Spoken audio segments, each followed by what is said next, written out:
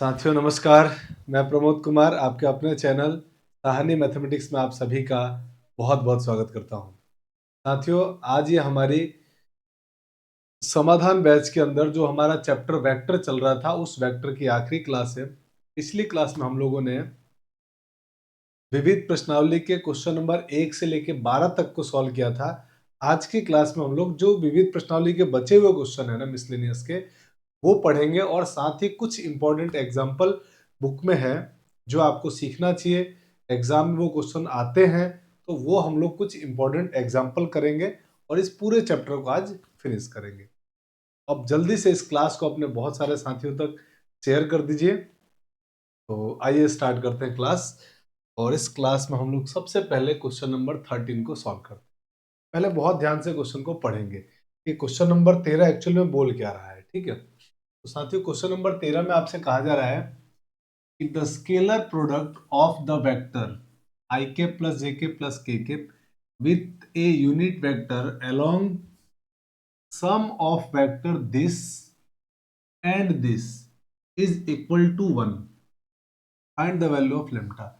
कहने का मतलब यह है कि सदिश आई K plus J K plus के का सदिशों इससे और इससे के योगफल की दिशा में मात्रक सदिश के साथ अदिश गुणनफल 1 है, 1 के बराबर है, तो लेम्डा का मान ज्ञात कीजिए। तो साथियों इसने क्या किया है, क्वेश्चन में आपको 3 सदिश दे दिया है और 3 सदिश में ये कह रहा है कि इस सदिश का, ये जो सदिश है ना, इस सदिश का, इस वेक्टर का इन दोनों वेक्टर के, जो दोनों वेक्टर गिवन है ना, इन दोनों वेक्टर के सम के डायरेक्शन में यूनिट वेक्टर लिखिए। इन दोनों वेक्टर के सम के डायरेक्शन में यूनिट वेक्टर, तो वो क्या होगा सर, इन दोनों को ऐड करेंगे और ऐड करके यूनिट वेक्टर ले लेंगे तो क्या होगा, उसकी डायरेक्शन में यूनिट वेक्टर आ जाएगा। उस यूनिट वेक्टर का इस वेक्टर के साथ डॉट प्रोडक्ट 1 दिया हुआ है, स्केलर प्रोडक्ट 1 दिया हुआ है, उससे फिर हम लैम्डा निकाल देंगे। बहुत सिंपल है, आइए शुरू करते हैं।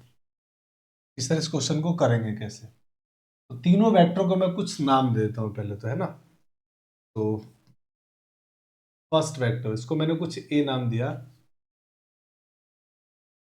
लेट ए इक्वल टू, माना ए बराबर आई cap plus J K plus के।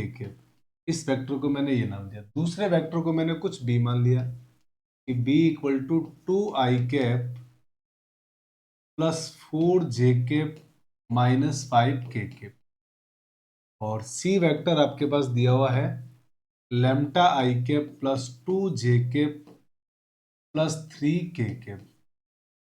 अब आपको इन दोनों वेक्टर, ये जो ए बी और सी वेक्टर है ना, इन दोनों के सम के डायरेक्शन में यूनिट वेक्टर चाहिए। तो आप क्या करोगे, सपोज कर लेते हैं कि let D is a vector, D is a vector in the direction of, तो मैं इस काम करता हूँ ना, लेट डी को ऐसे मान लेता हूँ ना कि डी को हमने बी प्लस सी लिख दिया कि डी जो है ना ये बी प्लस सी है। मतलब जो दोनों वेक्टर है ना उन दोनों का सम को मैंने डी से रिप्रेजेंट किया है। तो D vector equal to B vector लिखिए, ये हो जाएगा 2 i cap plus 4 j cap plus sorry minus 5 k cap plus B C vector, C vector क्या है इसे lambda I cap plus 2 j cap plus 3 k cap, दोनों को add कर दो। तो जैसे दोनों को ऐड करोगे तो क्या बन जाएगा, D vector equal to 2i, इसमें से i कॉमन ले लिया, 2 प्लस लेम्टा आई कैप, ये 4j प्लस 2j की सर ये हो गया 6 j cap, 6 j cap minus 5 के प्लस 3 के माइनस के 2 k कैप।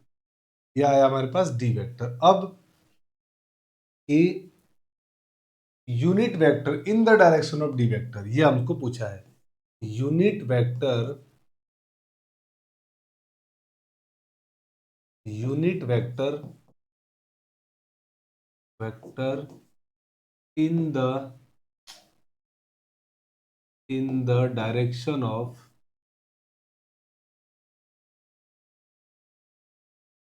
डी वेक्टर, क्योंकि डी वेक्टर क्या है, बी प्लस सी है, बी और सी के सम के डायरेक्शन में आपको वेक्टर लेना था, उसको हमने डी लिखा है। तो डी के डायरेक्शन में यूनिट वेक्टर, तो आप कहोगे डी का डायरेक्शन लीजिए, तो डी के किसी भी वेक्टर का डायरेक्शन लेने के लिए उसका कैप लेते हैं। उससे क्या फायदा होता है कि सर वेक्टर तो लिख दिया हमने लेकिन इसका मैग्नीट्यूड 1 है, मतलब मैग्नीट्यूड हमने यूज नहीं किया है। और वो जो वेक्टर लेना है ना आपको, वो कैसा लेना है कि सर यूनिट वेक्टर चाहिए, तो इंटू 1 कर दीजिए, इंटू 1, यानी फाइनली ये कितना आएगा कि सर डी कैप ही हो जाएगा। आप मेरी बात समझ गए कि सर डी कैप ही होगा। अब अकॉर्डिंग टू क्वेश्चन, क्वेश्चन वाले ने क्या बोला है उसकी बात करते हैं। क्वेश्चन वाले ने आपसे क्या बोला है जरा उसकी बात कर लेते हैं।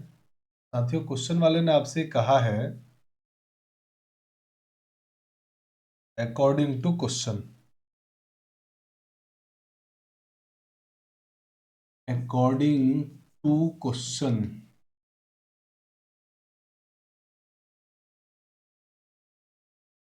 क्वेश्चन वाले ने बोला है कि इस जो यूनिट वेक्टर आपने निकाला है ना बी प्लस सी के डायरेक्शन में, इसका इस ए के साथ डॉट प्रोडक्ट बन दिया हुआ है। It means A dot D cap equal to 1।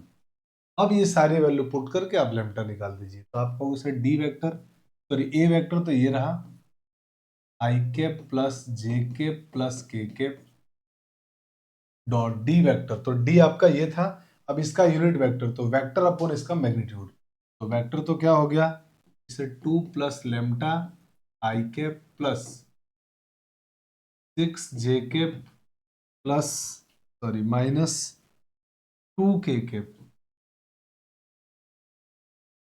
Upon इसका मैग्नीट्यूड। मैग्नीट्यूड क्या होगा अंडर रूट में आई के कोफिशिएंट का स्क्वायर, मतलब 2 प्लस लेम्टा स्क्वायर प्लस जे के कोफिशिएंट का स्क्वायर प्लस के कोफिशिएंट का स्क्वायर और इक्वल टू में 1 गिवन। अब ये तो पूरा कांस्टेंट है कि सर इसका इधर मल्टीप्लाई कर दो, और ये दो वेक्टर है इनके बीच में डॉट प्रोडक्ट निकाल दो।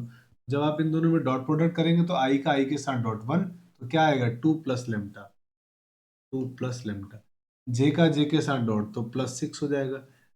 यहाँ पे 1 है, 1 का इस -2 से मल्टीप्लाई -2 हो जाएगा।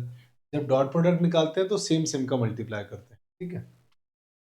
इसका मल्टीप्लाई इधर किया आपने तो क्या होगा इक्वल टू में सर ये अंडर रूट, और इसके स्क्वायर को मैंने ओपन किया तो a प्लस बी के होल स्क्वायर के फॉर्मूले से A square plus 2ab plus B square, ये आ गया आपका 2 प्लस लेम्टा स्क्वायर। अब 6 का स्क्वायर 36 -2 का स्क्वायर सर 4 हो गया, ठीक है। यहाँ सर यहाँ तक कोई प्रॉब्लम नहीं है। अब आगे चलते हैं, और सर ये हो गया, देखो आप -2 plus 2 cancel, lambda plus 6, lambda plus 6 equal to under root में, अंडर रूट में हो गया लेम्टा स्क्वायर, ये 4 लेम्टा प्लस का और 4 प्लस 4, सर 4 प्लस 4 होता है 8, 8 प्लस 36 होता है 44, ये हो गया 44। अब ये रूट आप हटाओगे तो दोनों साइड फिर स्क्वायर, तो जैसे स्क्वायर करोगे तो इधर स्क्वायर आएगा रूट हो जाएगा, इसका स्क्वायर करो फिर, इसका स्क्वायर सर हो जाएगा लेम्टा स्क्वायर प्लस दोनों के मल्टीप्लाई का डबल यानी 12 लेम्टा प्लस 36 इक्वल टू सर ये होगा लेम्टा स्क्वायर प्लस 4 लेम्टा प्लस 44।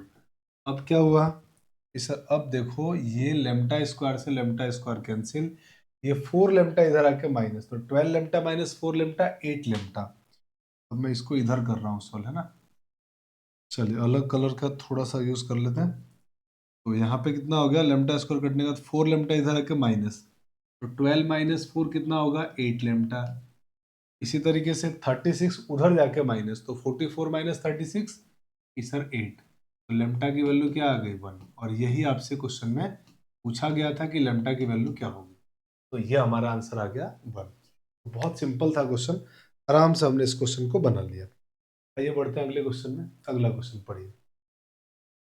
अगले क्वेश्चन में आपसे क्वेश्चन वाला कह रहा है कि if ABC are mutually perpendicular vectors, ठीक है, ऑफ इक्वल मैग्नीट्यूड, और मैग्नीट्यूड कैसा है इक्वल है, परपेंडिकुलर और इक्वल मैग्नीट्यूड है। इसका मतलब ये हुआ कि पहले यहां तक की बात को समझते हैं कि यदि एबीसी समान परिमाण वाले परस्पर लंबवत सदिश है, तो समान परिमाण का मतलब क्या हुआ कि सर ये तीनों दोनों अगर समान परिमाण के हैं, इसका मतलब ये हुआ कि mod A equal to mod B equal to mod C. जी सर बिल्कुल ठीक है ये। ये तीनों इक्वल दिए हुए हैं और इन तीनों को मैंने कुछ मान लिया कि चलो ये तीनों है ना, लेट से के है, हमने मान लिया कि तीनों किसके इक्वल है, के इक्वल है। ये कुछ तो होंगे ना, तीनों इक्वल है तो मान लिया के, कोई कांस्टेंट मान लिया हमने। और ये परपेंडिकुलर वेक्टर भी है तो अगर ये परपेंडिकुलर है, इस म्यूचुअली परपेंडिकुलर, तो परपेंडिकुलर होने का मतलब इनका dot product zero. It means A dot B equal to zero, B dot C, क्योंकि बी और सी भी परपेंडिकुलर होंगे, वो भी जीरो। और इसी तरीके से कि सर ए डॉट सी भी जीरो होगा, क्योंकि ये म्यूचुअली परपेंडिकुलर वेक्टर है। मुझे लगता है जो मैंने अंडरलाइन किया वहां तक का मीनिंग समझ में आ गया। अब कह रहा है कि then so that the vector a plus b plus c is equally inclined to abc। तो आपको ये प्रूव करना है कि सदिश a plus b plus c सदिशों a b c के साथ बराबर कोण बनाता है, इक्वली इंक्लाइंड है। तो अगर ये बराबर कोण बनाता है, ये हमको प्रूव करना है। तो हम एक काम करते हैं, मान लेते हैं कि जो a plus b plus c है ना, वो तीनों वेक्टर abc से अलग अलग एंगल बना रहे हैं, और फिर हम उसको इक्वल प्रूव कर लेंगे। तो मैंने क्या किया, मैंने लिखा कि let vector a plus b plus c makes angle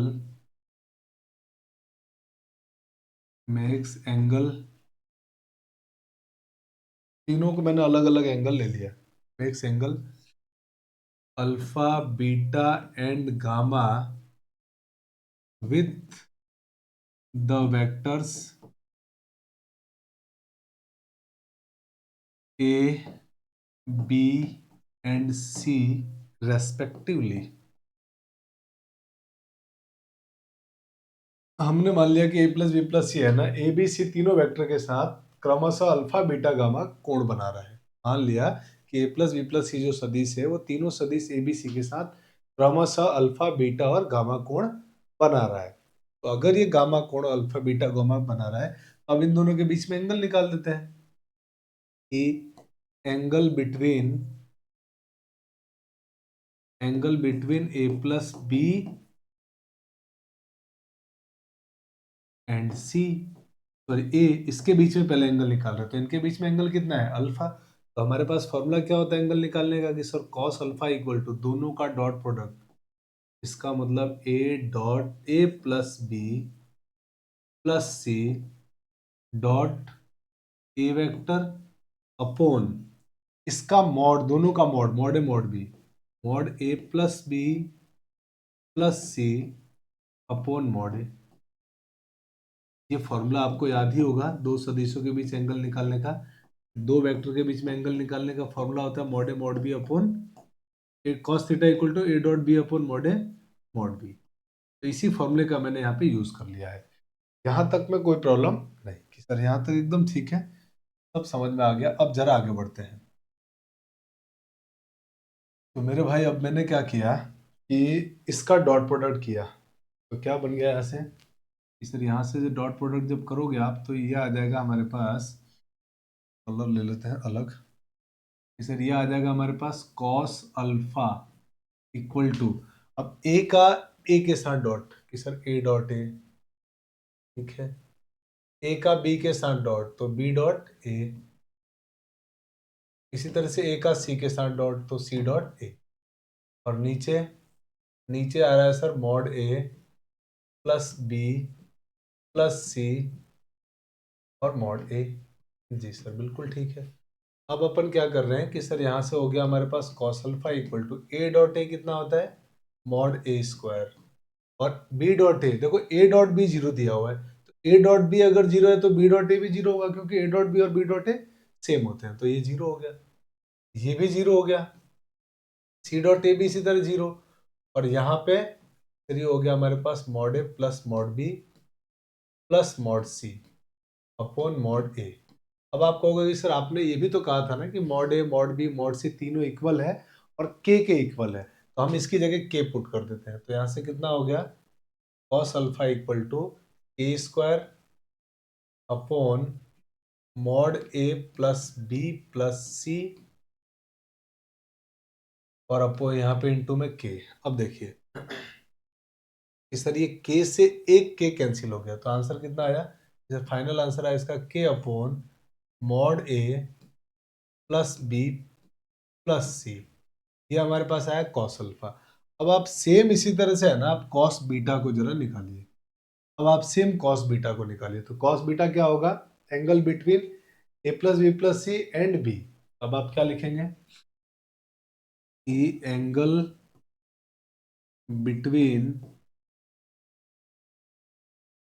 A plus B plus C, angle between A plus B plus C and B vector.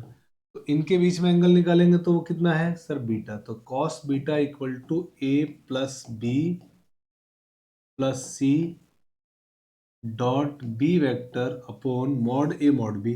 इसका मतलब मॉड ए प्लस बी प्लस सी, और फिर इसके बाद हो जाएगा हमारे पास मॉड बी। अब इसी तरह अब आप डॉट प्रोडक्ट निकालिए। तो अब अगले पेज पे अपन चलते हैं और इसका डॉट को सॉल्व करने की कोशिश करते हैं अगले पेज पर, है ना। आइए, तो अब हम आते हैं हमारे अगले पेज पर, आगे हैं। और अगले पेज पे हम मैं क्या कर रहा हूँ, इसको तो रफ कर देता हूँ क्योंकि हमने,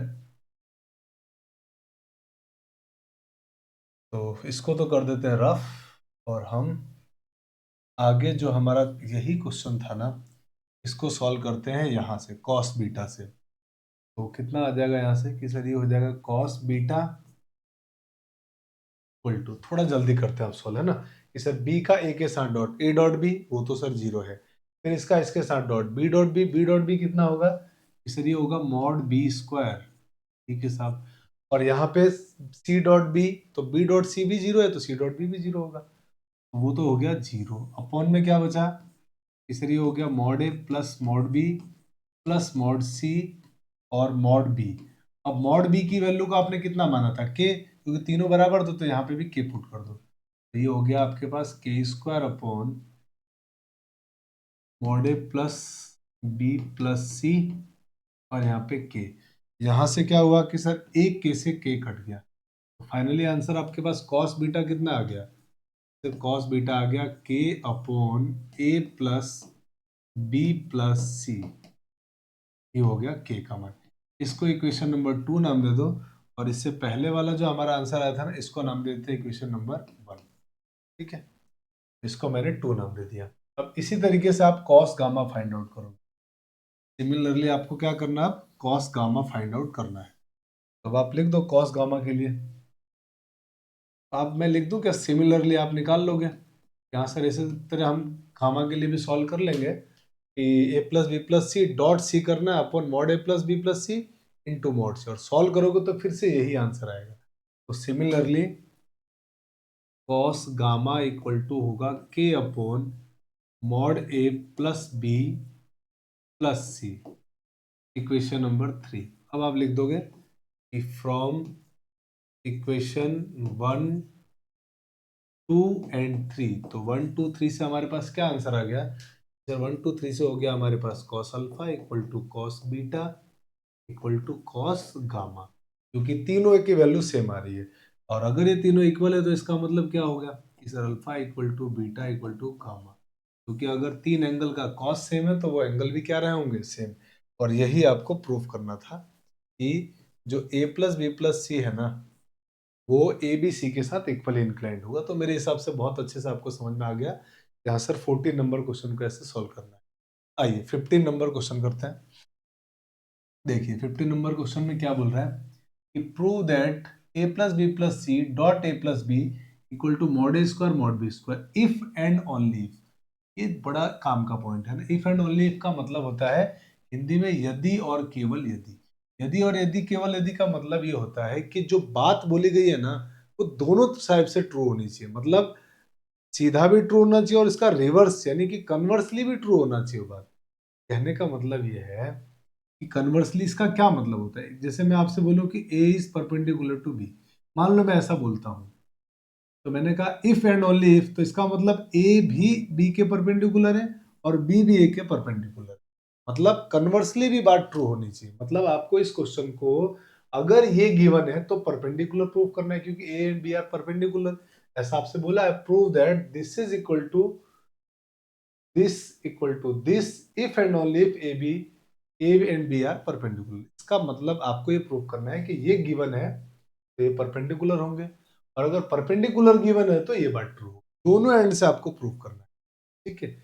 आइए अब दोनों एंड से कैसे प्रूव करेंगे, क्वेश्चन को समझते हैं। तो सबसे पहले हम क्या करते हैं, एक्चुअल में हमको गिवन क्या है कि सर ये दिया हुआ ये, तो पहले मैं इसकी वैल्यू निकालता हूं कि एक्चुअल में होता कितना है। मैंने कहा कि चलो a plus B dot A plus B find out करते हैं। तो A plus B dot A plus B करेंगे जब आप, तो इसका इसके साथ डॉट प्रोडक्ट कि sir A dot A distributive property से ए का बी के साथ कि सर ए डॉट बी, फिर बी डिस्ट्रीब्यूट होगा इस पर भी और इस पर भी, तो सर अब की बार आएगा बी डॉट ए प्लस बी डॉट बी। अब आगे बढ़ते हैं, सर ए डॉट ए होता है mod A square plus A dot B, और बी डॉट ए को हम ए डॉट बी लिख सकते हैं, तो मैंने लिख दिया A dot B plus mod B square. B dot B कितना होता है मॉड बी स्क्वायर। अब यहां से क्या बन गया कि sir mod A square plus A dot B plus A dot B, two A dot B plus mod B square. और यहां पे सर ये हो रहा है A plus B dot A plus B. ठीक बात है, यहाँ सर एकदम ठीक है। ये इक्वेशन नंबर फर्स्ट नाम दे दो। ये हम जानते हैं कि इसकी वैल्यू ये होती है। अब आप क्वेश्चन को सॉल्व करिए। तो पहले मान लेते हैं कि ये ट्रू है, तो हम ये प्रूव करेंगे कि ए बी परपेंडिकुलर है। फिर क्या करने वाला हूं मैं कि ए बी को परपेंडिकुलर मानूंगा तो ये बात को ट्रू करूंगा, ठीक है। आइए तो मैं पहले लिख रहा हूं कि इफ, फर्स्ट केस को प्रूव करें कि if A plus B dot A plus B equal to mod A square plus mod B square. मैं ये मान के चल रहा हूं कि ये बात ट्रू है इफ दिस इज ट्रू। और अगर ये ट्रू है तो मुझे क्या प्रूव करना है कि A and B are perpendicular. ये मुझे प्रूव करना है। मैं पहले सीधा प्रूव कर रहा हूं कि ये गिवन है, ए बी परपेंडिकुलर। फिर इसका कन्वर्स प्रूव करेंगे कि if A plus B A and B are perpendicular then it is true और नॉट। ये हमको चेक करना है। पहले मैं इसको प्रूफ को सॉल्व कर रहा हूं कि मान लिया ये ट्रू है। अगर ये ट्रू है तो फ्रॉम इक्वेशन वन, तो इक्वेशन वन से इसकी वैल्यू आपने क्या निकाला है कि सर ये तो इसके बराबर है, तो ये वैल्यू यहाँ पे पुट कर दो। तो ये कितना हो जाएगा, सर ये होगा mod A square plus two times a dot B plus mod B square equal to mod A square plus mod B square. ये सर बिल्कुल ठीक है। अब मेरे भाई देखिए आगे क्या बोला जा रहा है। तो अब आपसे बोला गया है कि ए स्क्वायर से ए स्क्वायर कट जाए, ये बी स्क्वायर कट जाएगा, ए स्क्वायर कट जाएगा, ए स्क्वायर से ए स्क्वायर कट गया, बी स्क्वायर से बी स्क्वायर कट गया, क्योंकि कांस्टेंट है। और अब क्या बचा आपके पास फाइनली कि सर हमारे पास फाइनली बचा two A dot B equal to zero. तो मेरे भाई अगर ये दो नंबर का, ये भी तो एक नंबर होगा स्केलर क्वांटिटी, क्योंकि डॉट प्रोडक्ट स्केलर होता है और टू भी स्केलर है, और दो नंबर का मल्टीप्लाई जीरो आ रहा है। तो दो नंबर का मल्टीप्लाई जीरो तब हो सकता है जब इनमें से कोई एक जीरो हो। कोई एक कम से कम जीरो होना चाहिए, तो दो तो पहले मना कर देगा यार मैं तो कभी जीरो होता ही नहीं हूँ। तो जीरो किसको होना पड़ेगा, ए डॉट बी।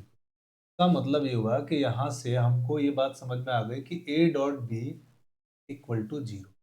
तो मेरे भाई ए डॉट बी का मान हमने जीरो लिख दिया। अब ए डॉट बी जीरो होने पर आपको पता है ना कि सर तीन केसेस पॉसिबल है ए डॉट बी जीरो होने पर। क्या क्या तीन केसेस पॉसिबल है कि either a equal to zero और बी इक्वल टू जीरो और a and B are perpendicular.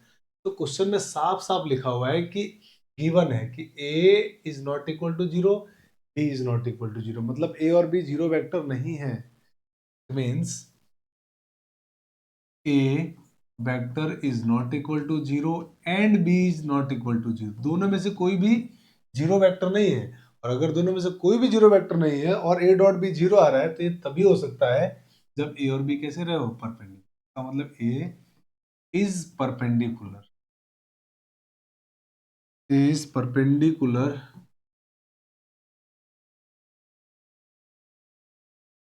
To B. A B के परपेंडिकुलर रहा होगा तभी हो सकता है, वरना ये बात पॉसिबल नहीं है। हाँ सर, ये बात तो समझ में आ गई। अब इसका कन्वर्सली ट्रू करना है ना। अब इसके कन्वर्स की तरफ जरा चलते हैं। कन्वर्सली, तो कन्वर्सली में क्या करेंगे कि अब इसको उल्टा प्रूफ करना है, मतलब ए और बी को परपेंडिकुलर मान के चलना है और ये आपको प्रूफ करना है कि ये बात ट्रू है। तो कन्वर्सली में तो कोई दम है नहीं कि sir if A and B are perpendicular, तुम जानते हो कि अगर दो वेक्टर परपेंडिकुलर है तो उनका डॉट प्रोडक्ट सर जीरो होता है, तो ए डॉट बी कितना हो गया, जीरो। अब लिखो यहाँ पे from equation one.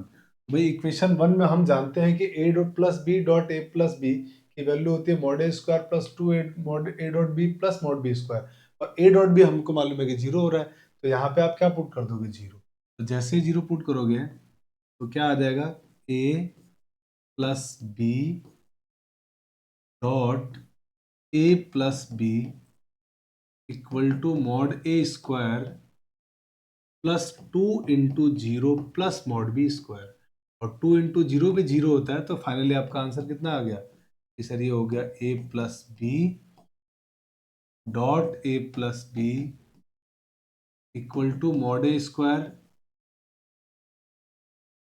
Plus mod B square. यही आपको प्रूफ करना था। तो ये जो क्वेश्चन है ना साथियों, वो दिखने में आसान है लेकिन आपको इस तरीके से लिखना पड़ेगा।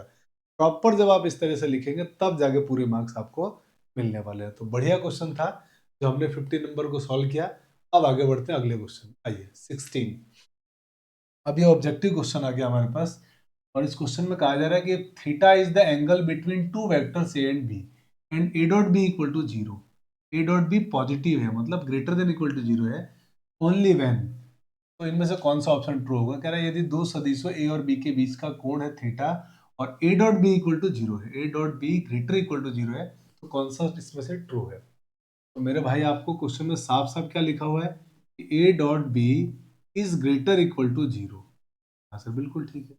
अब ए डॉट बी की वैल्यू पुट कर दो, आप ए डॉट बी का फॉर्मूला जानते हो कि सर ए डॉट बी होता है mod A mod B cos theta, cos theta greater equal to zero. अब cos theta greater equal to zero, अब आते हैं ए इनइक्वालिटी है पूरी, और किसी का मैग्नीट्यूड जो है ना हमेशा पॉजिटिव होता है, और पॉजिटिव नंबर से अगर मैं डिवाइड कर दूं तो इनइक्वालिटी में कोई चेंज नहीं होगा। तो आप कहोगे सर डिवाइड कर दो ए डॉट बी से, तो ए मॉड बी से, तो क्या बनेगा, सर इनइक्वालिटी में कोई चेंज नहीं आया, cos theta greater equal to zero ही रहा, और कॉस थीटा की वैल्यू जीरो से बड़ा। अपने में से कुछ कई समझदार लोग जानते हैं कि सर कॉस थीटा आप कह रहे हो जीरो से बड़ा, और कॉस थीटा हम जानते हैं एक या एक से छोटा होता है, तो इसका मतलब कॉस थीटा जीरो और वन के बीच में रहेगा, क्योंकि कॉस थीटा एक से बड़ा कभी हो ही नहीं सकता है, या तो एक या उससे कम रहेगा। तो cos theta greater than zero तो हम यहाँ से लेके आए, और हम जानते हैं कि कॉस थीटा हमारा जीरो से वन के बीच में होता है। अब याद कीजिए कि कॉस थीटा जीरो से वन कब आता है, किस थीटा पे आएगा। आप कहोगे सर कॉस थीटा पॉजिटिव होता है फर्स्ट क्वाड्रेंट में, और दूसरा होता है फोर्थ क्वाड्रेंट में। सर फोर्थ क्वाड्रेंट को मत लीजिए, क्यों, क्योंकि जो एंगल है ना वो हमारे को दो वेक्टर के बीच में बोला है, और दो वेक्टर के बीच में जो एंगल होता है ना वो फर्स्ट क्वाड्रेंट और सेकंड क्वाड्रेंट में होता है, फर्स्ट क्वाड्रेंट और सेकंड क्वाड्रेंट में होता है। तो इसका मतलब अब बताओ कॉस थीटा किस में पॉजिटिव होगा, तो आप कहोगे सर फर्स्ट क्वाड्रेंट में, मतलब जीरो से पाई बाई टू। अच्छा, उसमें कॉस की वैल्यू जीरो भी इंक्लूडेड है, मतलब कॉस जीरो कब होता है 90 डिग्री, तो थीटा 90 भी होगा। वन हो रहा है, वन पे भी इक्वल टू लगा हुआ है, तो कॉस वन कब होगा, जब थीटा जीरो होगा। मतलब मेरे भाई यहाँ से मेरा जो फाइनल आंसर आएगा एंगल का वो आएगा theta belongs to close interval zero to pi by two. ठीक है, तो यानी हम ये कह सकते हैं कि zero less equal to cos theta is less equal to, sorry theta है ना, theta is less equal to pi by two, यानी आपका थीटा जीरो से पाई बाई टू के बीच में रहेगा, यानी ए आंसर नहीं होगा, बी आंसर होगा। क्यों, क्योंकि वन और जीरो दोनों पे इक्वल टू लगा हुआ था। इस क्वेश्चन का सही आंसर है ऑप्शन नंबर बी। बहुत ध्यान से देखते रहिए, क्लास को पूरा वॉच कीजिए, हो सकता है कल के हाफ ईयरली एग्जाम में कई क्वेश्चन आपको मिल जाए, है ना, कुछ क्वेश्चन मिल जाए इसमें से। आइए अगला मेरा, मान लीजिए कि ए और बी दो मात्रक सदिश है। मात्रक सदिश होने का मतलब इसका मैग्नीट्यूड वन है, मैग्नीट्यूड वन है तो इसका मतलब दोनों इक्वल रहे होंगे, इसे दोनों का मैग्नीट्यूड वन है। उनके बीच का एंगल कितना है, थीटा है, एंगल दिया हुआ है थीटा। ठीक है। अब आपसे कह रहा है ए प्लस बी एक मात्रक सदिश है, ए प्लस बी एक मात्रक सदिश है, इसका मतलब ए प्लस बी का मैग्नीट्यूड कि सर 1 है। तो कह रहा है कि सदिश मतलब आपको एंगल बताना है, थीटा की वैल्यू पूछा आपसे, तो आप बताइए मॉड को देख के आपको क्या फीलिंग आती है कि सर मॉड को देखते ही स्क्वायर करने का मन करता है। तो मॉड ए प्लस बी का स्क्वायर इक्वल टू 1, और 1 का स्क्वायर 1 होगा। अच्छा, इतना आप जान चुके हो कि सर जैसे आप किसी वेक्टर का स्क्वायर लिखते हो ना, आप उस वेक्टर को उसी के साथ डॉट प्रोडक्ट लिख देते हो फिर, क्योंकि हमने पढ़ा था प्रॉपर्टी ए मॉड ए स्क्वायर कितना होता है कि सर मॉड ए स्क्वायर होता है ए डॉट ए, तो मैंने ए डॉट ए कर दिया। अब इसका डॉट प्रोडक्ट कहोगे कि सर अभी डॉट प्रोडक्ट इसका आपने किया था, अभी हमने इसके डॉट प्रोडक्ट किए थे, और वो आया था mod A square plus 2 a dot b, अभी हमने सॉल्व किया है ना just, plus mod B square equal to में 1। अब देखो कि सर आपको एंगल निकालना है, तो मॉड ए स्क्वायर की वैल्यू 1, तो 1 का square 1 plus 2 times a dot b, a dot b को क्या लिखोगे आप कि सर मॉड ए मॉड बी कॉस थीटा, और मॉड बी स्क्वायर 1, 1 का स्क्वायर 1, तो ये आ गया 1। अब इस 1 से 1 कट गया, 0 बचा, ये 1 उधर जाके -1, तो क्या हुआ 2, मॉड ए की वैल्यू 1, मॉड बी की वैल्यू 1, कॉस थीटा बराबर में -1। ये 2 का डिवाइड कर दो यहाँ से, तो कॉस थीटा की वैल्यू कितनी आ गई -1। कॉस थीटा -1, तो थीटा कितना होगा कि सर 120 डिग्री, मतलब नहीं -1/2 आया ना यहाँ, तो -1/2 कब होता है कि सर 120 डिग्री पे, मतलब 2π/3। आपका सही आंसर क्या था थीटा का 2π/3। अब आइए अगले क्वेश्चन में, 18वां क्वेश्चन। साथियों इस क्वेश्चन में क्या बोला गया इसको जरा समझते हैं कि find the value of this. तो बस ये तो सिंपल है कि सर आई डॉट, अब मुझे बताओ जे क्रॉस के कितना होगा, जे क्रॉस के, तो आपको साइक्लिक ऑर्डर याद है ना, जैसे साइक्लिक ऑर्डर में आई इधर लिखते थे जे और यहाँ लिखते थे के, और हम लोग एंटी क्लॉकवाइज डायरेक्शन को देखते थे, तो क्या लिखा है जे क्रॉस आई, जे से आई, तो जे से आई सही डायरेक्शन में जा रहा है, तो आंसर क्या आएगा आई, तो ये हो गया सर आई क्या, plus J dot I cross के, आई क्रॉस के जाना है आई से के, तो डायरेक्शन उल्टा हो गया, तो माइनस जे आएगा, तो माइनस का जे K, plus K dot I cross J, I cross J सही डायरेक्शन में जा रहे हैं, मतलब सर के आएगा, आंसर हो गया। अब कैलकुलेट करो, तो I dot I 1 minus J dot J 1 plus K dot के 1, ये दोनों कट गया, आंसर कितना आ गया 1। इस क्वेश्चन का सही आंसर कितना था 1 था। आई होप कि आपको यहां तक बात समझ में आ गई। ये हमने आज आपका विविध प्रश्नावली तो खत्म कर दिया। अब आते हैं कुछ सवाल एग्जाम्पल के लेते हैं, एग्जाम्पल में बड़े अच्छे अच्छे सवाल दिए हैं, उनको भी हम सॉल्व कर लेते हैं। तो आइए एग्जाम्पल के कुछ क्वेश्चन की तरफ बढ़ते हैं हम लोग। एक क्वेश्चन इसमें और बचा हुआ 19वां, इसको भी कर लेते हैं ना। एक 90 नंबर और बचा है, इसको भी कर लेते हैं। कहा गया है कि theta is the angle between any two vectors A and b, any two vector a and b, और आपसे बोला क्या गया है कि ए dot B equal to mod a cross b. तो कह रहा है बताइए sine theta is equal to क्या होगा। चलिए, आपको दिया हुआ है ए dot b, a dot B की वैल्यू क्या है कि सर ये है मॉड ए क्रॉस बी, तो आपको तो मॉड ए क्रॉस बी का फॉर्मूला आता है, इसमें लगा दो, और ए डॉट बी का भी फॉर्मूला आता है। ए डॉट बी का फॉर्मूला क्या होता है, ए डॉट बी का फॉर्मूला होता है mod A mod B cos theta equal to, यहाँ पे देखो ए क्रॉस बी क्या होगा कि सर मॉड ए मॉड बी साइन थीटा, और एन कैप, यहाँ तक कोई प्रॉब्लम नहीं है। अब ये मॉड है, मॉड ये पॉजिटिव होता है, ये किसी का मॉड पॉजिटिव होता है, तो पॉजिटिव क्वांटिटी मॉड से बाहर, तो मॉड ए भी बाहर आ गया, मॉड बी भी बाहर आया। लेकिन सर कॉस, कॉस के बारे में कुछ भी नहीं कह सकते, क्योंकि ये पॉजिटिव है या नेगेटिव, क्यों, क्योंकि एनी वेक्टर की बात कर रहा है, और एनी वेक्टर की अगर बात कर रहा है तो एंगल भी उसमें कुछ भी बन सकता है, 0 से लेके पाई के बीच, और 0 से पाई के बीच में एंगल बनेगा। हम ये श्योरली नहीं कह सकते कि फर्स्ट क्वाड्रेंट में है या सेकंड क्वाड्रेंट में है, तो अगर श्योरली नहीं कह सकते मतलब हम कॉस के बारे में ये डिसाइड नहीं कर पा रहे हैं कि डेफिनेटली ये पॉजिटिव है या नेगेटिव है, तो हम इसको मॉड लगा के ही रखेंगे, इसे मॉड कॉस थीटा। अब बढ़ते हैं आगे, ये पॉजिटिव है एज इट इज बाहर, सर ये हो गया मॉड ए मॉड बी। अच्छा, साइन थीटा का वैसे तो हम मॉड साइन थीटा को साइन थीटा लिख सकते हैं, क्योंकि फर्स्ट क्वाड्रेंट और सेकंड क्वाड्रेंट दोनों में साइन प्लस का होता है, पर मैं आपके कन्वीनियंट के लिए एक बार साइन थीटा लिख देता हूँ, है ना। अब यहाँ से एन के का मॉड, और एन कैप यूनिट वेक्टर का मॉड कितना होगा कि सर ये तो 1 हो गया।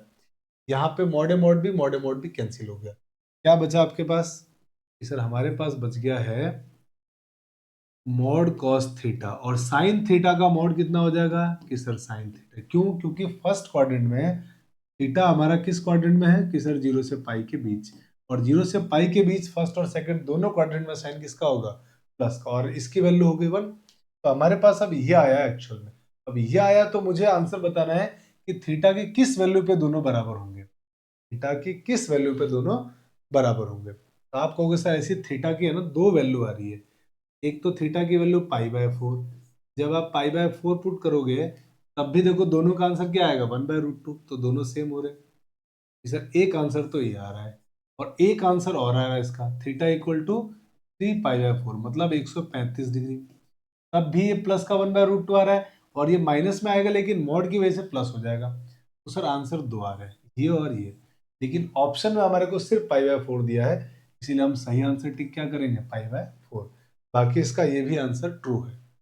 ठीक है, चलिए अब मुझे लगता है कि आप समझ गए कि सर विविध प्रश्नावली हो गई खत्म। अब हम आते हैं कुछ इंपॉर्टेंट एग्जाम्पल, और उन इंपॉर्टेंट एग्जाम्पल्स को खत्म करके हम लोग इस चैप्टर को फिनिश करेंगे। आइए बात करते हैं।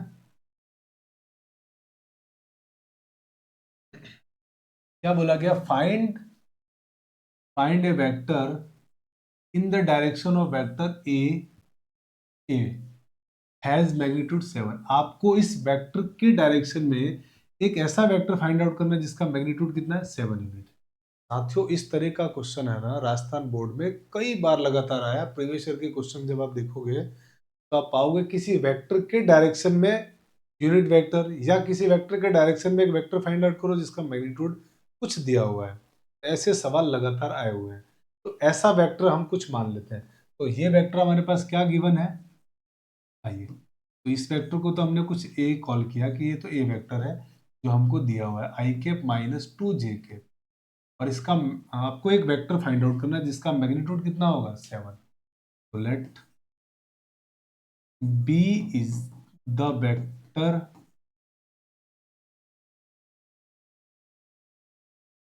इन the direction of a and having magnitude 7। और उसका मैग्नीट्यूड कितना है 7 है। तो मेरे भाई इस बी वेक्टर का क्या लिखेंगे आप? अब कैसे लिखेंगे? तो बहुत सिंपल है, इसके डायरेक्शन में चाहिए आपको, तो जिसके डायरेक्शन में चाहिए उसका मैग्नीट्यूड नहीं लेना है। भाई किसी वेक्टर को लिखने के लिए क्या चाहिए? एकदम सिंपल कि सर एक वेक्टर को लिखने के लिए हमको दो चीजें चाहिए, तो डायरेक्शन और दूसरा उसका मैग्नीट्यूड। तो क्वेश्चन वाले ने बोला है ना कि आपको इसका डायरेक्शन लेना है, मतलब इसका मैग्नीट्यूड नहीं लेना है। और मुझे अगर इसका मैग्नीट्यूड नहीं लेना तो इसके मैग्नीट्यूड को क्या बना दूंगा मैं 1, और इसका डायरेक्शन लेना है तो मैं कह दूंगा यूनिट वेक्टर। इसका मतलब क्या हो जाएगा सर एक कैप, इसी वेक्टर का यूनिट वेक्टर एक कैप।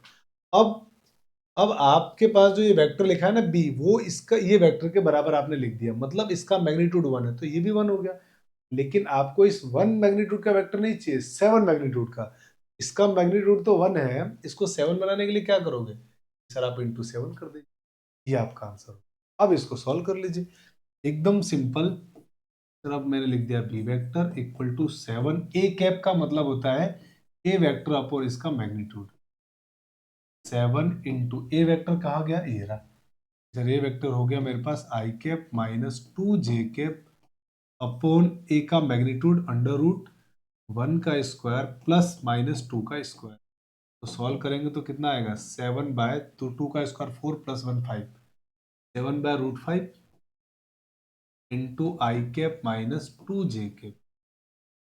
यही आपके इस क्वेश्चन का सही आंसर है। तो ये हो गया आपका क्वेश्चन नंबर एग्जाम्पल का 7। अब आते हैं आगे एग्जाम्पल का क्वेश्चन नंबर 8। कह रहा है कि find the unit vector in the direction of sum of vector this and this. आपको अब की बार एक यूनिट वेक्टर निकालना है इन दोनों वेक्टर के सम के डायरेक्शन में। तो आप कहोगे सर कैसे सॉल्व करोगे? आप कहोगे सर पहले इन दोनों का सम निकालिए, फिर उस सम के डायरेक्शन में तो उसका कैप, और जो वेक्टर लेना है वो उसका मैग्नीट्यूड कितना है 1, यूनिट वेक्टर है ना, तो इंटू 1। मेरी बात समझे, पूरा प्रोसेस को समझना है। इन दोनों के सम के डायरेक्शन में, तो इन दोनों का सम लीजिए और फिर उसका डायरेक्शन लेने के लिए उसका कैप निकाल दीजिए। तो सिर्फ डायरेक्शन लिया, मैग्नीट्यूड तो लिया नहीं। अब बोला है कि वो वेक्टर आपका यूनिट वेक्टर होना चाहिए, इसका मतलब इंटू 1 कर दीजिए, बस आपका आंसर आ जाएगा। तो हम क्या करेंगे कि सर पहले इनका सम निकाल लेते हैं। तो मान लिया मैंने इनका सम वेक्टर कुछ सी वेक्टर है, तो सी वेक्टर क्या होगा, ए वेक्टर प्लस बी वेक्टर, ये होगा। अब लिखो यहाँ पे सी वेक्टर। ए वेक्टर क्या है आपके पास, 2i cap plus 2j cap minus 5k cap, plus b vector क्या है, इसे 2i cap plus j cap plus 3k cap, इनको ऐड कर दो, आपके पास सी वेक्टर मिल जाएगा 2i प्लस 2i, सर ये हो गया 4i कैप, 2j प्लस जे, सर ये आ गया 3j cap minus 5k plus 3k minus का 2k कैप। अब vector unit vector in the direction of c vector, तो वो क्या होगा, इसे सी के डायरेक्शन में चाहिए तो सी का कैप, और वेक्टर यूनिट होना चाहिए तो इंटू 1, तो 1 इंटू सी, तो सी हो जाएगा सी कैप। और सी कैप कैसे निकालते हैं, वेक्टर सी अपॉन इसका मैग्नीट्यूड। बहुत सिंपल है कि सर वेक्टर सी तो दिया हुआ है 4i cap plus 3j cap minus 2k cap upon इसका मैग्नीट्यूड, अंडर रूट में आई के कोफिशिएंट का स्क्वायर प्लस जे के कोफिशिएंट का स्क्वायर प्लस के कोफिशिएंट का स्क्वायर। अभी हो गया 16, 16 और 4 20 और 9 29, आपका आंसर आ जाएगा 4i cap plus 3j cap minus 2k cap upon √29, under √29, यही आपके इस क्वेश्चन का सही आंसर है। अब बढ़ते हैं अगले क्वेश्चन में, आइए क्वेश्चन नंबर 11 कह रहा है कि consider two points P and Q with position vector P equal to this and Q equal to this. OP और OQ का पोजीशन वेक्टर दिया है। Find position vector of R which divides the line joining P and Q in the ratio 2:1। पहले बोला internally, बाद में बोला externally. तो मैं इन दोनों में से कोई एक कर देता हूँ, एक आप कर लेना, क्योंकि सेम ही होगा। इंटरनली में बीच में प्लस आएगा, एक्सटर्नली में बीच में माइनस आएगा, तो मैं इंटरनली वाला मैं कर देता हूँ। तो देखिए क्वेश्चन में आपसे क्या बोल रहा है कि दो पॉइंट है P और Q, इनको ज्वाइन करने वाली कोई लाइन है, इसको एक पॉइंट है R मैंने कुछ नाम दिया, 2:1 में डिवाइड करता है, 2:1 में, ठीक है। और ये मेरे पास ओरिजिन है, ठीक है ना। तो ओरिजिन के रेस्पेक्ट में ये OP वेक्टर, ये OQ वेक्टर, और ये मुझे फाइंड आउट करना है OR वेक्टर, है ना, ये मुझे फाइंड आउट करना है। मेरे भाई इंटरनली के केस में आप क्या करोगे कि सर डिस्टेंस यहां से ले रहे हैं 2, तो 2 डिस्टेंस ये है और ये डिस्टेंस 1 है। मैंने क्या बताया था कि जिस पॉइंट से डिस्टेंस लो ना, मल्टीप्लाई दूसरे पॉइंट से करना है। तो मैंने डिस्टेंस अगर P से लिया है 2, तो 2 का मल्टीप्लाई किससे होगा, Q से। तो R का position vector OR equal to क्या होगा, इसे 2 का मल्टीप्लाई Q के पोजीशन वेक्टर के साथ, 2 इंटू OQ वेक्टर, बीच में इंटरनल डिवीजन है तो प्लस 1 का मल्टीप्लाई P के साथ, डिस्टेंस मैं यहां से ले रहा हूं 1, मल्टीप्लाई इसके साथ होगा, यानी 1 इंटू OP वेक्टर, और अपॉन में जिस ऑर्डर में आपने इसको रेशियो को लिया है ना, उसी ऑर्डर में आपको रेशियो को नीचे भी लिखना है, तो 2 + 1। अब sir OR vector equal to 2 times OQ vector कितना है, सर ये रहा A plus b vector plus OP vector, OP vector 3a minus 2b, 3a vector minus 2b vector, और इंटू 1 करने से इसको कोई फर्क पड़ेगा नहीं, और 2 और 1 कितने होते हैं, 3। तो फाइनली आंसर कितना आया, फाइनली आंसर आ गया OR वेक्टर इक्वल टू 2 से मल्टीप्लाई किया तो ये कितना होगा, 2a प्लस 3a 5a, और 2 का 20 से multiply 2b minus 2b cancel हो गया, 2b प्लस का 2b माइनस का कैंसिल हो गया, और अपोन में 3 है तो अपोन में आ गया, तो ये आपका OR वेक्टर आ गया इंटरनली। अब ऐसे ही एक्सटर्नली में क्या करोगे, आपकी यहाँ पे सर माइनस आ जाएगा। एक्सटर्नल डिवीजन जब आप सॉल्व करोगे तो आप खुद सॉल्व करना, उसमें बीच में बस यहाँ माइनस लेना है और कुछ भी चेंज नहीं करना है, और उसको सॉल्व कैलकुलेट करोगे, आपका आंसर आ जाएगा। अब आते हैं आगे क्वेश्चन नंबर 17 की तरफ, आइए। तो साथियों क्वेश्चन नंबर 17 में कह रहा है find mod A minus b mod a minus b find out करना है। If two vectors A and B are such that mod A equal to 2, mod B equal to 3 and a dot B equal to 4, ये सब आपको given है। देखिए क्या क्या given है कि सर मॉड ए गिवन है, कितना है 2, मॉड बी कितना गिवन है सर, मॉड बी गिवन है 3, ए डॉट बी गिवन है सर, ए डॉट बी की वैल्यू गिवन है हमारे पास 4। ठीक है, अब आपसे कह रहा mod a minus b find out करो। तो मेरे भाई एक बात बताओ, किसी के भी मॉड का क्या बेस्ट इलाज है कि सर होल स्क्वायर, आप इसके स्क्वायर से ही क्वेश्चन को स्टार्ट करो। जब आप इसके स्क्वायर से क्वेश्चन को स्टार्ट करोगे तो किसी भी वेक्टर के स्क्वायर का मतलब हो गया वो वेक्टर का डॉट, सेम वेक्टर का सेम वेक्टर के साथ डॉट। तो मैंने इसके साथ क्या लिख दिया, इसको डॉट। यहाँ से बिल्कुल ठीक है। जब भी किसी का मॉड दिया हो ना, एक ही इलाज है स्क्वायर, और स्क्वायर करते ही आप ये लिख दिया करो, स्क्वायर करते ही ये लिखना है। या दो वेक्टर तीन वेक्टर का सम दिया हो, डिफरेंस दिया हो, इक्वल टू में कोई नंबर हो, जीरो हो, तब भी आपको स्क्वायर करना है, और स्क्वायर करते ही पहला काम आपको ये करना है। कर दिया, अब आगे बढ़ते हैं सर। अब आगे इनका डॉट प्रोडक्ट, तो ए को डिस्ट्रीब्यूट किया ए पर, ए को डिस्ट्रीब्यूट किया बी पर, तो जब डिस्ट्रीब्यूट करोगे तो क्या आएगा, ए डॉट ए, फिर माइनस ए डॉट बी। ठीक है सर, फिर बी को डिस्ट्रीब्यूट करोगे इस पर भी और बी को इस पर भी, तो क्या बन जाएगा ये सर, ये हो जाएगा हमारे पास माइनस बी डॉट ए, और उसके बाद minus minus plus B dot b. Calculate करिए अब, तो आप कहेंगे सर ए डॉट ए का मतलब होता है मॉड ए स्क्वायर, और फिर यहाँ से sir minus a dot B और बी डॉट ए दोनों सेम होते हैं, तो क्या मैं इसको माइनस का डायरेक्ट 2a.b लिख दूं, आप कहोगे सर लिख दीजिए। अब b dot b mod B square, अब देखो सारी वैल्यू आपको गिवन है, मॉड ए की वैल्यू 2, तो 2 का स्क्वायर, minus 2 into a dot B की वैल्यू सर 4, और मॉड बी का स्क्वायर, तो मॉड बी की वैल्यू 3, 3 का स्क्वायर, तो कितना हो गया ये फाइनली, इसे 2 का स्क्वायर हो गया 4 माइनस 8 प्लस 9, तो 9 4 13 माइनस 8 सर 5, और इधर किसकी वैल्यू हम निकाल रहे हैं सर, ये हो गया मॉड ए माइनस बी का होल स्क्वायर। तो मॉड ए माइनस बी की वैल्यू क्या आएगी सर, स्क्वायर हटाएंगे तो रूट आ जाएगा, यानी √5 यूनिट। ये हमारा फाइनल आंसर है।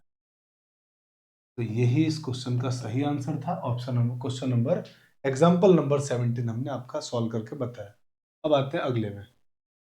हाँ जी,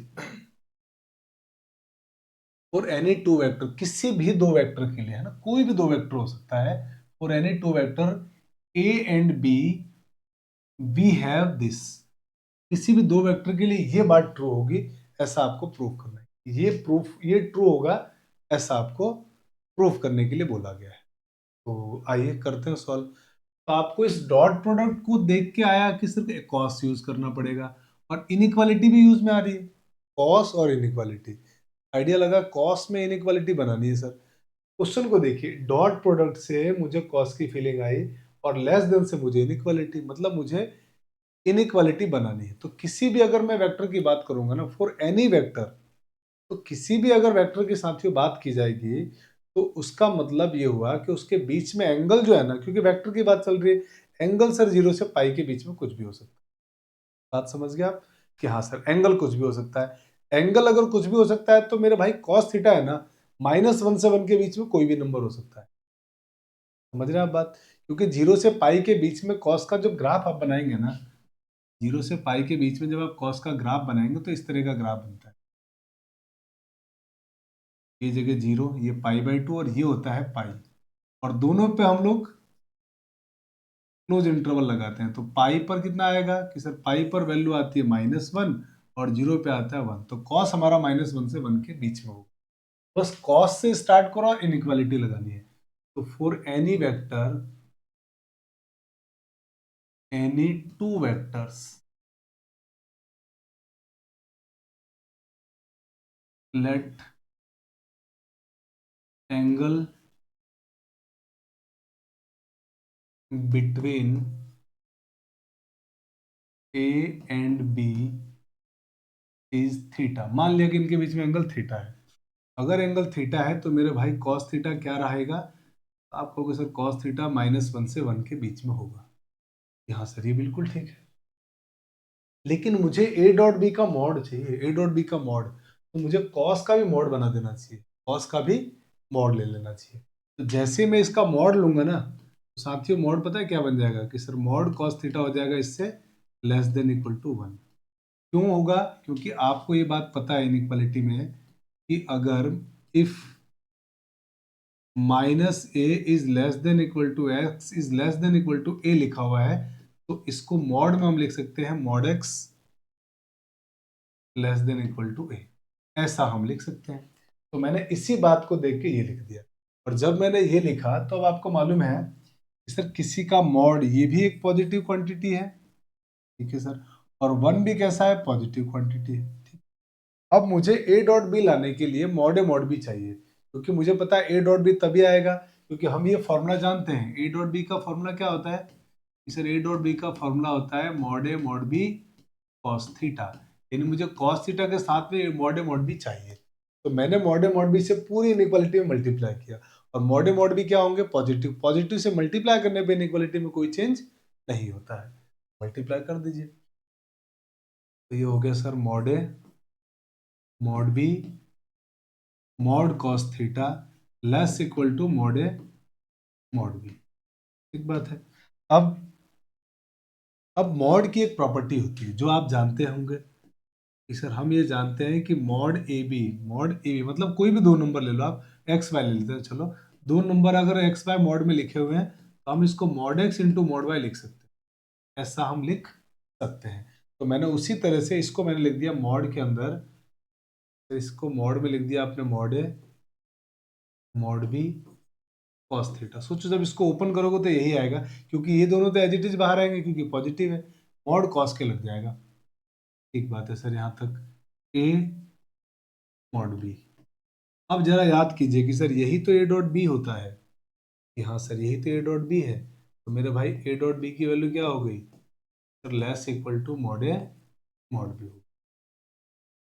और यही बात हमको प्रूफ करनी थी। आई थिंक आप बात को समझ गए कि हाँ सर आ तो गया, ये किसी भी वेक्टर के लिए ये बात ट्रू है ना। अब आते हैं क्वेश्चन नंबर 20 की तरफ। आइए 20 number question. For any two vectors A and b we always have this inequality. ये हमेशा ट्रू होगी इनइक्वालिटी किसी भी दो वेक्टर के लिए, ये आपसे क्वेश्चन में पूछा गया है। तो आपको लग रहा है कि सर मॉड, अब मॉड का इलाज सर होल स्क्वायर, और जब स्क्वायर करेंगे तो डॉट प्रोडक्ट आएगा, और डॉट प्रोडक्ट आएगा तो कॉस आएगा, और इनइक्वालिटी भी दिख रही है सर मुझे तो, और इनइक्वालिटी भी आ रही है, तो इसका मतलब सर कॉस से क्वेश्चन को शुरू कीजिए, कॉस से प्रॉब्लम को हम लोग स्टार्ट करते हैं। आइए बात करते हैं कॉस से कि क्या होगा कॉस में हमारे पास, है ना। तो मेरे भाई एक बात बताइए, फॉर एनी टू वेक्टर, मान लिया कि दो वेक्टर हमारे पास, उनके बीच में एंगल थीटा है। For any two vectors A and B, angle between them, angle between them is, sir इन दोनों के बीच में जो एंगल होगा ना वो होगा हमारे पास थीटा, ठीक बात है। अब क्योंकि मुझे मॉड को देखते स्क्वायर की फीलिंग आती है, तो मैं क्या कर रहा हूँ पता है, क्वेश्चन को स्टार्ट ही स्क्वायर से कर रहा हूँ कि सर आप क्वेश्चन को है ना स्टार्ट ही स्क्वायर से करिए। तो मैंने क्या किया, क्वेश्चन को स्टार्ट कर रहा हूँ स्क्वायर से, यानी कॉस स्क्वायर से स्टार्ट करूंगा। कारण क्या है कॉस स्क्वायर से स्टार्ट करने का? क्योंकि एक तो मॉड दिया है तो मुझे स्क्वायर की जरूरत पड़ेगी, पहली बात। दूसरा इनइक्वालिटी लाना है, तो जैसे जब आप स्क्वायर करोगे तो उसमें डॉट आएगा, डॉट आएगा तो कॉस आएगा, तो मुझे कॉस की एक तो फीलिंग आ गई और एक इनइक्वालिटी की फीलिंग है, दो चीजें। तो कॉस ला रहा हूँ और इनइक्वालिटी। तो मुझे बताओ कॉस स्क्वायर थीटा, अगर first quadrant, second quadrant, first quadrant दोनों को अगर मैं बात करूं कि जो मेरा थीटा है वो 0 से पाई के बीच में है, तो थीटा अगर 0 से पाई के बीच में तो कॉस आपका -1 से 1 के बीच में होगा। लेकिन आपसे कहा गया है कॉस स्क्वायर बताओ, तो साथियों कॉस स्क्वायर तो 0 से 1 के बीच में होगा ना। याद करो कि सर कॉस स्क्वायर का ग्राफ, तो कॉस स्क्वायर का ग्राफ कैसा बनेगा सर? ऐसा बनेगा, ये जगह 0 और ये जगह क्या होती है आपके पास पाई। तो आपका जो मैक्सिमम वैल्यू कितना है सर 1, और मिनिमम कितना होगा 0, तो 0 से 1 के बीच में रहेगा, यानी कॉस स्क्वायर थीटा हमारे पास 0 से 1 के बीच में रहने वाला है। अच्छा, अब देखो कि जरा जरूरत क्या क्या पड़ेगी, तो मुझे बताओ मुझे क्या क्या जरूरत पड़ेगा, उसको मैं बनाऊंगा। मॉड ए प्लस बी का जब मैं होल स्क्वायर करता हूँ ना, तो उसमें मुझे क्या क्या जरूरत पड़ता है कि सर आता है आंसर मॉड ए स्क्वायर, या आता है आपके पास 2a.b, a.b को तो a.b को तो मैं लिख दूंगा 2 mod a mod b cos theta plus mod B square. मुझे लगता है आपको ये बात पता चल गई कि हाँ सर इसका स्क्वायर करते हैं ना तो ये होता है, मतलब मैं पूरी ये टर्म क्रिएट करूंगा, ये टर्म बनाऊंगा। तो अब मैं ये टर्म बनाने जा रहा हूँ, तो मैं अगर पूरी इक्वेशन को 2a.b 2 mod a mod b से मल्टीप्लाई करूँ तो आपको कोई प्रॉब्लम नहीं होगी। क्यों? क्योंकि सर ये तो कांस्टेंट है, ये कैसा नंबर है, कांस्टेंट है, तो इससे मल्टीप्लाई करने से कोई फर्क पड़ने वाला नहीं है। तो मैंने क्या किया कि a.b 2 mod a mod b cos theta से मल्टीप्लाई, तो कितना हो गया, सर हो गया 2 mod a mod b cos theta, और less equal to 2 mod a mod b। यहां तक बात समझ में आई कि हाँ सर ये पॉजिटिव नंबर है, मल्टीप्लाई करने पे इनइक्वालिटी में कोई चेंज नहीं होगा, पॉजिटिव नंबर से मल्टीप्लाई करने पे इनइक्वालिटी में कोई चेंज नहीं होता है। अच्छा, अब आप में से कई साथियों के दिमाग में ये आ रहा होगा कि सर आपने जीरो को क्यों छोड़ दिया। मेरे भाई मैंने जीरो को इसलिए छोड़ दिया क्योंकि आप मुझे बताओ, ये स्क्वायर है और किसी का स्क्वायर हमेशा जीरो या जीरो से बड़ा होता है, मतलब ये थीटा की वैल्यू कुछ भी पुट कर दो, ये ऑलवेज ट्रू है। इतना जो पोर्शन है ना, ये जो पोर्शन है ना आपका, ये ऑलवेज ट्रू है। This portion is always true. क्यों? क्योंकि किसी का स्क्वायर हमेशा जीरो या जीरो से बड़ा होगा, ऑलवेज ट्रू। और जो बात ऑलवेज ट्रू हो उसको बार बार लिखने की क्या जरूरत है, वो तो हमेशा सही है। हमको डाउट तो सिर्फ इस पर है, तो इसको हम सॉल्व करेंगे। तो मैंने जो 2 mod a mod b का मल्टीप्लाई किया सिर्फ इसमें किया है। मुझे लगता है आप मेरी बात समझ गए अब कि सर आपको मॉड ए प्लस बी का स्क्वायर लाने के लिए पता है ए स्क्वायर भी चाहिए, मॉड ए स्क्वायर मॉड बी स्क्वायर भी चाहिए। तो अगर मैं दोनों साइड मॉड ए square mod B square add कर दूं तब भी कोई दिक्कत नहीं। क्यों? क्योंकि इनइक्वालिटी में अगर पॉजिटिव नंबर दोनों साइड ऐड करें तो साइन ऑफ इनइक्वालिटी में कोई चेंज नहीं होता। कर दिया मैंने। तो मैंने क्या किया कि सर ये आपने ऐड किया mod A square plus 2 mod a mod b cos theta plus mod B square. मैंने मॉड ए square mod B square add किया, less equal to mod A square plus 2 mod a mod b plus mod B square. अब sir अब question में ये बन गया है mod ए square plus ये जो पूरी टर्म है ना, ये बन गया सर 2, एक्चुअल में स्क्वायर चल रहा है ना, ये स्क्वायर स्क्वायर है ना ये।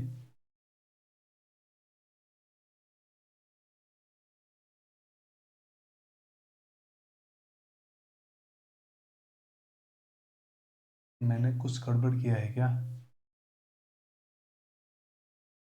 स्क्वायर,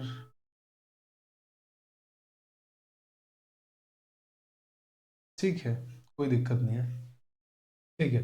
क्योंकि mod cos square theta less than equal to 1 का मतलब कॉस थीटा भी 1 से लेस होगा, ठीक लिखा है अपन ने, कोई दिक्कत नहीं है। अगर स्क्वायर नहीं लिखा उससे कोई प्रॉब्लम नहीं है। कॉस थीटा भी लेस देन इक्वल टू 1 ही होगा। कॉस स्क्वायर थीटा अगर 1 से बड़ा छोटा है तो कॉस थीटा भी आप जानते हो ना 1 या 1 से कम ही होगा। अच्छा, आप मुझे बताएं इस पूरे को, सर इस पूरे को हम क्या लिखे हैं। तो आप कहोगे कि सर तुरंत इसको है ना आप तुरंत प्रभाव से लिख दीजिए, मॉड ए मॉड बी कॉस थीटा होता है ए डॉट बी, यानी इसको लिख दीजिए आप ए dot B plus mod B square less equal to ये पूरा a square plus 2ab plus B square, sir a plus B का whole square, a plus B का होल स्क्वायर मतलब मॉड ए प्लस मॉड बी का whole square बन गया ये, ठीक है। अब यहाँ देखिए कि सर ये जो आपने पूरी कहानी लिखी है ना, ये इस पूरी कहानी का मतलब होता है ये, देखिए आप यहाँ पे लिखा हुआ साफ साफ, तो आप यहाँ पे लिख दीजिए मॉड ए प्लस बी का whole square less equal to, sir less equal to mod A plus mod b का होल स्क्वायर। और अब आप जैसे ही दोनों साइड स्क्वायर रूट लोगे तो स्क्वायर रूट लेने पर भी, दो पॉजिटिव नंबर का स्क्वायर रूट लेने पर भी साइन ऑफ इनइक्वलिटी में कोई चेंज नहीं होता है। तो स्क्वायर रूट ले लो, तो स्क्वायर रूट लेते इसका स्क्वायर कट गया, मॉड ए प्लस बी बन गया, लेस इक्वल टू, सर ये हो गया मॉड ए प्लस मॉड बी। और यही बात आपको प्रूव करनी थी, ये हो गया प्रूफ। तो मुझे लगता है यहाँ तक किसी को कोई प्रॉब्लम नहीं होनी चाहिए, ठीक है। तो साथियों यही प्रूफ करना था जो हमने यहाँ पे आपको प्रूफ करके दे दिया। अब आइए बढ़ते हैं आगे अगले क्वेश्चन। अब क्वेश्चन नंबर 26 क्या कह रहे हैं कि write all the unit vector in x y plane, x y plane में सारे यूनिट वेक्टर आप लिख दो। तो मेरे भाई सारे यूनिट वेक्टर लिखने के लिए मैं क्या कर रहा हूँ, एक्स वाई प्लेन जरा बनाते हैं, आ जाओ। तो एक्स वाई प्लेन के लिए मैंने एक सर्कल बनाया, ये सर्कल है, और हम इसमें एक्स वाई एक्सिस बना देते हैं।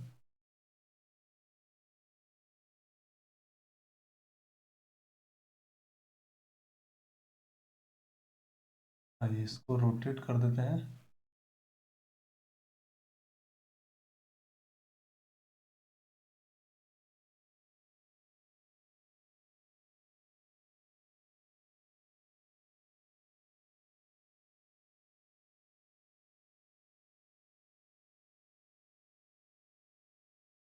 चलिए ये हमने एक्स वाई प्लेन बना दिया, ठीक है। ये एक्स एक्सिस है, ये वाई एक्सिस है। अब मुझे यूनिट लेंथ का एक यूनिट वेक्टर चाहिए, यूनिट वेक्टर, इसका मतलब मैग्नीट्यूड 1। तो मैंने क्या किया कि यहाँ से, ये सर मेरे पास ओरिजिन है, यहाँ से यूनिट लेंथ का एक मैंने, यहाँ से मैंने ये यूनिट लेंथ का एक वेक्टर लिया, और ये पॉइंट लिया मैंने जो इस ओरिजिन से डिस्टेंस कितनी है इसकी 1, ये 1 है। और यहाँ से एंगल कितना बना रहा है, थीटा, यहाँ से एंगल थीटा। अब मेरे भाई यहाँ से P का कोऑर्डिनेट में निकलता हूँ, तभी तो मैं ओपी वेक्टर लिख पाऊंगा, क्योंकि ये वो वेक्टर है, ये वो वेक्टर है जिसका मैग्नीट्यूड 1 है।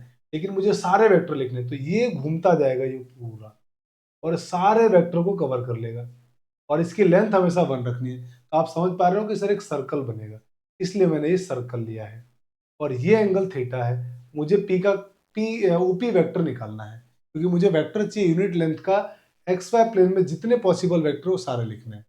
मैंने मान लिया कि ये एंगल थीटा बना रहा है, किसी एक पोजीशन पे पी वेक्टर जो पी पॉइंट है ना वो एंगल थीटा बना रहा है। थीटा रोटेट होता जाएगा और वेक्टर अलग अलग आते जाएंगे, क्योंकि किसी वेक्टर के लिए हमको क्या चाहिए, मैग्नीट्यूड और डायरेक्शन। तो मैग्नीट्यूड तो दे दिया, डायरेक्शन अगर मैं बदलता जाऊं तो अलग अलग वेक्टर आते जाएंगे। बस यही बोला गया है कि आप डायरेक्शन बदलते जाइए। अगर मुझे ओपी वेक्टर लिखना है तो आप कहोगे सर पी के कोऑर्डिनेट निकालने पड़ेंगे। तो मेरे भाई पी के कोऑर्डिनेट निकालने के लिए मैंने यहाँ से इसके ऊपर परपेंडिकुलर डाला, तो मुझे ओ एम और पी एम चाहिए। तो मैंने ओ एम की बात करी, ओ एम। तो आपको लग रहा है कि सर ओ एम ये 1 है, और ये हमारे को ओ एम फाइंड आउट करना है। राइट एंगल ट्रायंगल में आपको ये होगा हाइपोटेनस, ये होगा बेस। हाइपोटेनस और बेस किस में आते हैं, कॉस में। इसका मतलब सर ये ओ एम जो है ना वो होगा 1 into cos theta, 1 cos theta. आराम से कॉस थीटा के फॉर्मूले का यूज करके निकालना, आप कॉस थीटा आ जाएगा। इसी तरह पीएम परपेंडिकुलर और ये हाइपोटेनस, तो परपेंडिकुलर हाइपोटेनस किस में आते हैं, साइन में। तो पीएम कितना होगा, 1 इंटू साइन थीटा। आप आराम से वो राइट एंगल वाली प्रॉपर्टी यूज करना कि sine theta equal to perpendicular upon hypotenuse, cos theta equal to base upon hypotenuse, यही आएगा। तो इसका मतलब ये हो गया कॉस थीटा, और ये हो गया आपके पास साइन थीटा। इसका मतलब मेरे भाई ये डिस्टेंस आपको कितनी मिल गई, कि सर ये हो गया कॉस थीटा, और ये डिस्टेंस आपको कितनी मिल गई, साइन थीटा। तो इस पी के कोऑर्डिनेट कितने आ गए, cos theta into sine theta. ये हमारे पास पी के कोऑर्डिनेट आ गए। तो ओपी वेक्टर कितना होगा आपका, सर ओपी वेक्टर होगा हमारे पास, और इसके साथ बस आई जे के लगा दो, कॉस थीटा आई के प्लस साइन थीटा जे के। ये हो गया ओपी वेक्टर, वेयर थीटा, आपको सर थीटा, मुझे एक्स वाई प्लेन के सारे वेक्टर लिखने हैं। तो इस थीटा को आप रोटेट करते जाओ, तो जीरो से स्टार्ट करके पूरा रोटेट करोगे तो कितना आएगा, 360। अभी 180 मत बोलना है, क्यों, क्योंकि अभी दो वेक्टर के बीच में एंगल नहीं है, ये पूरा रोटेट होकर अलग अलग यूनिट वेक्टर आते जाएंगे। तो where theta is lying in between 0 to 2 pi. तो ये आपका फाइनल आंसर आया। ये वो यूनिट वेक्टर है एक्स वाई प्लेन में सारे यूनिट वेक्टर को रिप्रेजेंट, ठीक है। आइए 27 की बात करते हैं, क्वेश्चन नंबर 27। तो साथियों क्वेश्चन नंबर 27 में बोला हुआ है कि if I plus J plus के ये और सॉरी, ये एक वेक्टर है, ये एक वेक्टर है और ये एक वेक्टर है, are position vector of point ABCD, ABCD के पोजीशन वेक्टर है respectively. Then find the angle between A B and C D. इनके बीच में, एबीसीडी के बीच में एंगल फाइंड आउट करना। आर कोलिनियर, क्या ये संरेख भी है, क्या ये कोलिनियर भी है, ऐसा भी आपको प्रूव करना है, मतलब चेक करना है कोलिनियर है या नहीं है। मेरे भाई आप मुझे बताओ क्वेश्चन में क्या क्या दिया हुआ है कि सर ए का पोजीशन वेक्टर दिया है, ए का पोजीशन वेक्टर मतलब ओ ए वेक्टर कितना दिया हुआ है, आई K plus J K plus के के। बी का पोजीशन वेक्टर मतलब ओ बी वेक्टर दिया हुआ है, कितना दिया है, 2i plus 5j plus plus 5j है, ठीक है। इसी तरीके से ओ सी वेक्टर गिवन है आपके पास, 3i plus 2j minus 3k। इसी तरीके से आपको ओडी वेक्टर दिया हुआ है, डी का position vector i minus 6j minus k ये दिया हुआ है। अब आपको पूछा है कि ए बी और ए सी डी के बीच में एंगल निकालना है, तो ए बी और सी डी वेक्टर के बीच में मुझे एंगल निकालना है, तो मैं पहले ए बी वेक्टर निकालूंगा। ए बी वेक्टर क्या होगा कि सर बाद वाले के पोजीशन वेक्टर में से पहले वाले के पोजीशन वेक्टर को माइनस, मतलब ओ बी में से ओ ए को माइनस, तो इसमें से इसको माइनस करो तो 2i minus I sir I के, 5j माइनस जे सर 4j के, और यहाँ पे 0j लिखा, 0k लिखा है, तो 0k में से k माइनस करोगे माइनस का k। ये हो गया ए बी वेक्टर। अब जरा लिखो कौन सा वेक्टर बोला इसने, सी डी वेक्टर, तो सी डी वेक्टर, उसका सी डी वेक्टर क्या होगा, डी के पोजीशन वेक्टर में से सी के पोजीशन वेक्टर को माइनस। अब डी का पोजीशन वेक्टर आपके सामने कहाँ है सर, ये रहा, इसमें से सी को माइनस, तो आई माइनस 3i फिर माइनस का आई के, 6j माइनस 2j फिर माइनस का 8j, इसमें से इसको माइनस करोगे तो +3k, माइनस के +3k सर प्लस का 2k। ये आ गया आपके पास ए बी और सी डी। अब इन दोनों के बीच में एंगल, तो इन दोनों के बीच में एंगल सपोज कर लेते हैं कि थीटा है, let angle between A B vector and C D vector is theta. तो एंगल का फॉर्मूला क्या होता है कि sir cos theta equal to A B vector का डॉट सी डी के साथ अपॉन दोनों का मैग्नीट्यूड, मतलब मॉड ए बी मॉड सी डी। अब देखिए कॉस थीटा, दोनों का डॉट प्रोडक्ट, तो ए बी वेक्टर क्या लिखा हुआ, i cap plus 4j minus k cap dot C D vector लिखा हुआ है minus i cap minus 8j plus 2k upon इनका मैग्नीट्यूड, मतलब मॉड ए बी, तो अंडर रूट इसका स्क्वायर ए बी इसका मैग्नीट्यूड, तो 1 प्लस 16 प्लस 1, आई के गुणांक का स्क्वायर, जे के गुणांक का स्क्वायर, के गुणांक का स्क्वायर, यहाँ पे भी -1 का स्क्वायर 1, -8 का स्क्वायर 64 और 2 का स्क्वायर 4, तो कॉस थीटा। अब ऊपर इनका dot product I dot I -1, जे का जे के साथ माइनस का 32, और इसका इसके साथ डॉट प्रोडक्ट करोगे तो कितना आएगा, -2 आएंगे, ठीक है।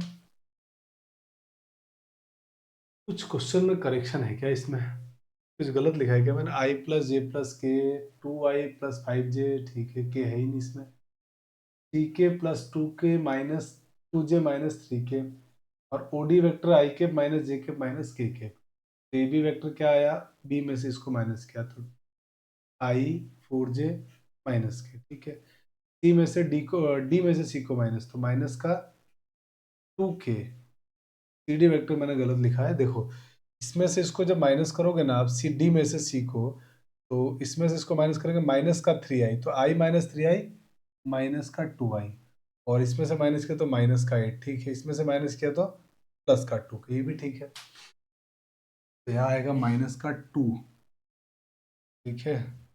और तो -2 से बात बन नहीं रही है, कुछ और भी गड़बड़ लग रहा है, क्या गड़बड़ है इसमें देखना पड़ेगा, एक बार मैं क्वेश्चन देख लेता हूँ, मेरे पास बुक है कि क्या मिस्टेक है इसमें। देखते हैं कुछ टाइपिंग एरर हुई है क्या। आई जे के 2 प्लस से 3 2 माइनस के माई 6 माइनस माइनस के ठीक लिखा हुआ ये तो।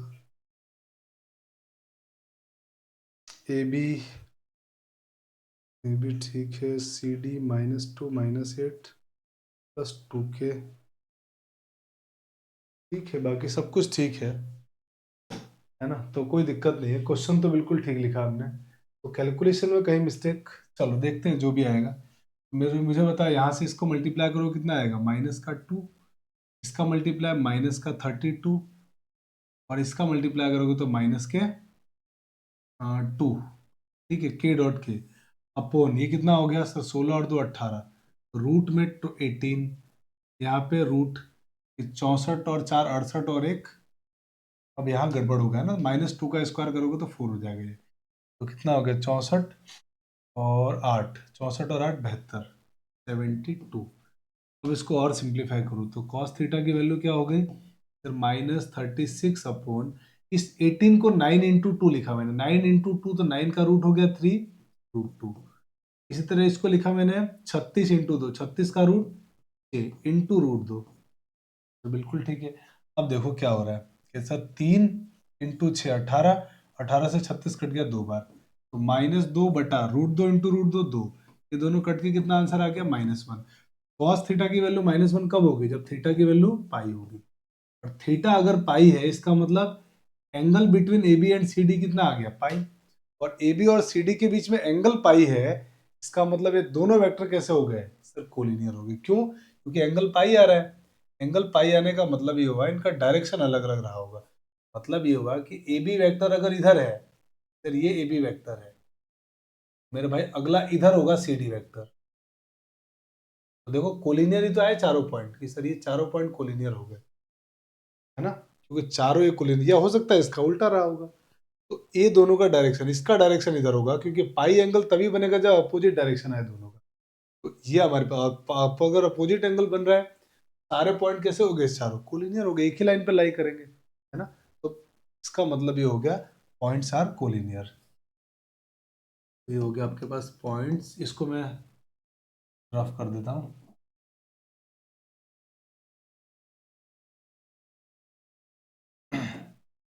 पॉइंट्स आर कोलिनियर, तो ये पॉइंट्स क्या होंगे, कोलिनियर। ठीक है, चलिए तो साथियों आज हम लोग इतना ही पढ़ते हैं। आई होप कि हमने जो इम्पोर्टेंट क्वेश्चंस थे एग्जाम्पल के, वो सारे क्वेश्चन जो एग्जाम में आने लायक थे मैंने आपको करा दिया है। आई होप कि आपको क्लास बहुत अच्छी लगी होगी। ये क्लास आप लोगों को कैसी लग रही है मुझे कमेंट करके जरूर बताना। और भी आपको किसी तरह के डाउट्स हो तो कमेंट करके जरूर बताइएगा। कल साथियों हम लोग जो अफेरली का आपका पेपर होगा वो पेपर सॉल्व करेंगे लाइव, है ना। लाइव मिलेंगे। आज ये क्लास रिकॉर्डेड थी, कुछ तबीयत खराब होने की वजह से मैं लाइव क्लास नहीं ले पाया। इस क्लास को मैंने रिकॉर्ड कर दिया और रिकॉर्डेड क्लास आपको दे रहा हूँ। चलिए, इस क्लास को आप बहुत सारे साथियों तक शेयर कीजिए और आप अपने कमेंट्स के माध्यम से मुझे बताते रहिए कि क्लास आपको कैसी लगी। लाइक कीजिए और इस क्लास को अगर आप नए हैं तो चैनल को सब्सक्राइब जरूर करिए। तो मिलते हैं साथियों अगली क्लास में। जय हिंद, जय भारत।